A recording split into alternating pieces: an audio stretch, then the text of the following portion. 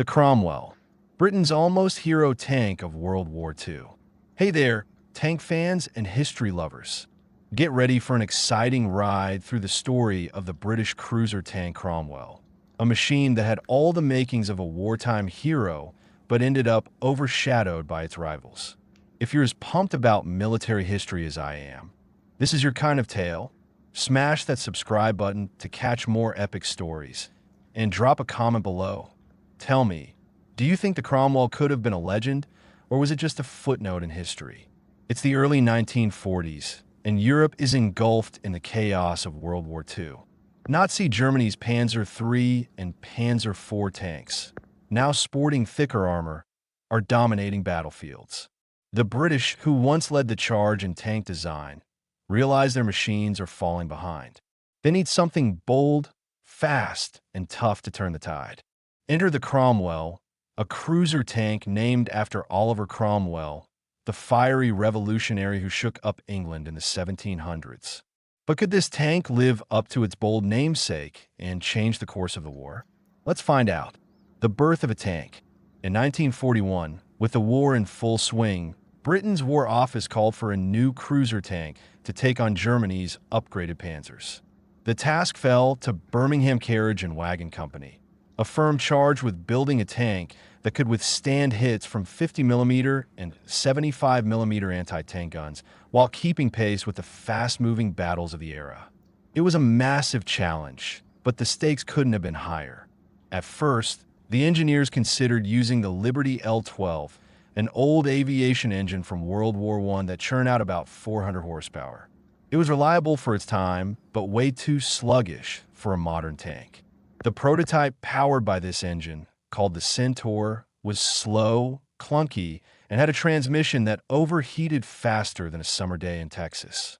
The British military wasn't impressed and started looking for other options. Then came a breakthrough, the Rolls-Royce Merlin engine. This powerhouse drove iconic planes like the Spitfire and Hurricane, delivering up to 1,300 horsepower. It was battle-tested, but it was also expensive and in high demand for the Royal Air Force. To make it tank-friendly, engineers reworked it into a more affordable version called the Meteor, which produced between 550 and 600 horsepower. With this engine, the Cromwell could hit speeds of 40 miles per hour on roads, a real speedster for its day. Off-road, it managed about 17 miles per hour, still solid for a tank weighing nearly 28 tons. Building the beast, hull and armor. The Cromwell's design was a mix of fresh ideas and old-school methods. Its hull was built on a steel frame, with armor plates bolted and riveted together, a technique that felt stuck in the 1930s. For comparison, even Japan, which trailed in tank design, was moving to welded hulls by this time. The Cromwell's armor varied. The front of the hull had plates ranging from 64mm at the top to 27mm in the middle and 54mm at the bottom. The sides were 32mm thick, the rear 25 to 32mm, and the bottom a mere 6.5 to 8mm. The roof was just 14mm thick. The turret was a hybrid design. It had a welded inner structure with bolted-on armor plates. The front of the turret boasted 76mm of armor, with 51mm on the sides and rear, plus extra 13mm screens for added protection. The turret roof was 20mm thick. Inside, it housed 3 crew members, the commander, gunner, and radio operator. The turret could spin using a hydraulic drive, but only if the engine was running. Otherwise, the crew had to crank it by hand, a slow and exhausting job. Here's the odd part. The Cromwell's hull had a flat nose, like early German tanks, even though by 1941 the Germans were using sloped armor for better protection. Why stick with a less effective design?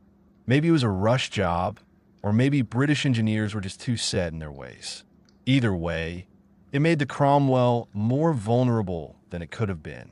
Firepower, from decent to desperate. The Cromwell was originally designed to support infantry, so it was fitted with a 6-pounder Ordnance QF gun, a 57mm weapon. In the early 1940s, this was a decent gun, capable of taking on Germany's most common tanks. But by 1943, when the Cromwell finally hit production, the battlefield had changed. The arrival of American M4 Sherman tanks, armed with a versatile 75mm gun, showed the British they needed to step up.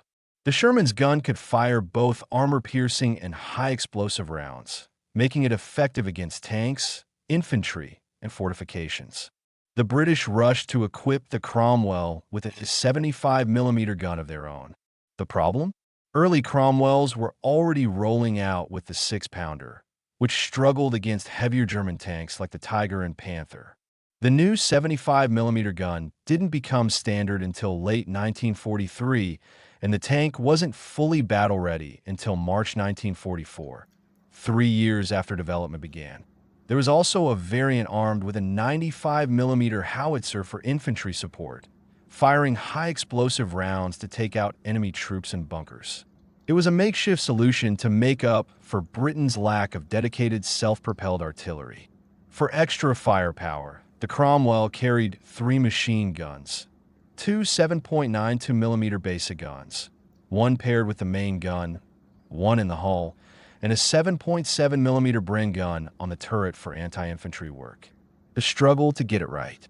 When the first Cromwell prototype, then called the A-27, hit the testing grounds at Farnborough in February 1942, it logged 2,200 miles to work out its issues. And there were plenty. The suspension was weak, the transmission was unreliable, and the list of flaws was long. 10 issues with the gun, 5 with the turret rotation, 9 with the turret design, over 10 in the fighting compartment, 11 in the driver's area, plus complaints about armor and visibility. By September 1942, the tank was looking like a dud. Production was another nightmare. The Meteor engine was in short supply because the Royal Air Force got first dibs. The British even tried outsourcing production to American factories, but that didn't fix things. Meanwhile, American tanks like the Sherman, M3 Lee, and M3 Grant were pouring into Britain, and the Sherman's 75mm gun outclassed the Cromwell's early 6-pounder. This forced a rushed redesign, but it was too little, too late. The Cromwell came in several versions. Cromwell Mark I, a 27M, the base model with a 6-pounder and Meteor engine. Mark II, prototypes with wider tracks. Mark III, a simplified version using the Centaur's hull, but with a Meteor engine. Mark IV, the main variant with a 75mm gun. Mark V, an upgraded version with a new hull. Mark V-W, a welded hull with 101mm of frontal armor. Mark VI, armed with a 95mm howitzer for infantry support. Mark 7 and 8, post-war upgrades. Mark 10, a prototype based on the Centaur. Over the war, about 4,000 Cromwells were built, each with different tweaks and setups. On the battlefield, high hopes, harsh reality. British tank crews weren't big fans of the Cromwell. They preferred the Sherman, which was more reliable, used less fuel, and had a better designed hull and turret. In 1943, tests at Bovington Tank Training Center pitted 14 tanks, Centaur, Cromwell, and Sherman M4A2 and M4A4 against each other. The Shermans finished the course first, followed by the Cromwells, with the Centaurs trailing last. The Shermans needed minimal maintenance, while the Cromwells and Centaurs required hours of repairs. Major Clifford, who led the tests, was blunt. He wouldn't want to command a unit of Centaurs. And the Cromwell felt like a prototype that needed serious work. Fuel consumption was a sore spot. The Cromwell burned 74 gallons per 62 miles on roads, compared to the Sherman M4A3's 58 gallons, the M4A2's 47 gallons, and the Soviet T-34's 45 gallons of diesel. In combat, the Cromwell's armor was no match for late-war German guns, which could pierce it from 1,500 to 2,000 yards. Against the Panther or Tiger, it stood little chance, and even the upgraded Panzer IV with its 75mm long-barrel gun outgunned it. By 1944, The Sherman and T-34 had moved to 76.2 mm and 85 mm guns, leaving the Cromwell's 75 mm looking outdated. The Soviet Union offered Cromwells through Lend-Lease, passed on them in favor of Shermans. Why? The Cromwell only had speed going for it. In every other category, armor, firepower, reliability, it fell short. The economic backdrop. Building the Cromwell wasn't just a technical challenge, it was an economic one. In the early 1940s, Britain was pouring nearly 50% of its GDP into the war effort, according to historical economic data. Tanks were a priority, but aircraft production took precedence, hogging engines and resources. The United States, with its massive industrial base, churned out nearly 50,000 Shermans during the war, while Britain managed just 4,000 Cromwells. Labor shortages didn't help. Many skilled workers were drafted into the military, leaving factories stretched thin. This forced reliance on outdated methods like riveted hulls, which were slower and costlier to produce than welded designs. The global tank race added pressure. The Soviet T-34, introduced in 1940, set the standard for universal tanks, machines that could handle multiple roles. The United States followed with the Sherman in 1941, and Germany upped the ante with long-barreled Panzer IVs in 1942. Britain was late to the party, sticking to specialized cruiser and infantry tanks until the Cromwell finally emerged as a universal design. But by then, it was playing catch-up. Why the Cromwell fell short? The Cromwell had potential, but it was plagued by compromises and bad timing. It hit the battlefield too late to make a real impact, and its rushed development left it with too many flaws. The British were slow to embrace the universal tank concept, unlike the Soviets, Americans, and Germans. By the time the Cromwell was ready, the war was winding down, and it was quickly replaced by the more advanced Comet tank. Still, the Cromwell wasn't a total failure. Its Meteor engine laid the groundwork for future British tanks, and its speed was a standout feature.